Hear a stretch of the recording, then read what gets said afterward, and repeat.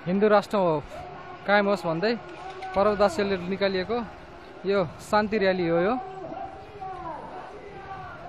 साँच्चै नै हाम्रो हिन्दू राष्ट्रलाई नेताहरूले अर्कै बनाउन खोजेको हुनाले यो शान्ति र्याली निकालिएको हो।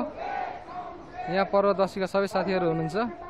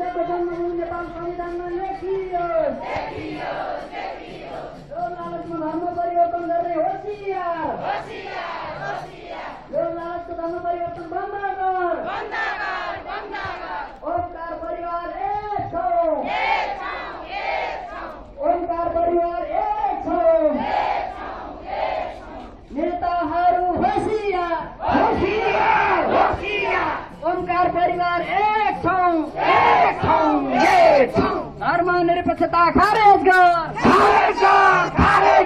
नेपाललाई सनातन हिन्दू राष्ट्र घोषणा गर। नेपाललाई सनातन हिन्दू राष्ट्र घोषणा गर। गौ हत्या गर्ने होशियार। बाइबल बाँड्ने होशियार। बाइबल बाँड्ने होशियार। नेताहरू खबरदार। नेपाललाई सनातन हिन्दू राष्ट्र घोषणा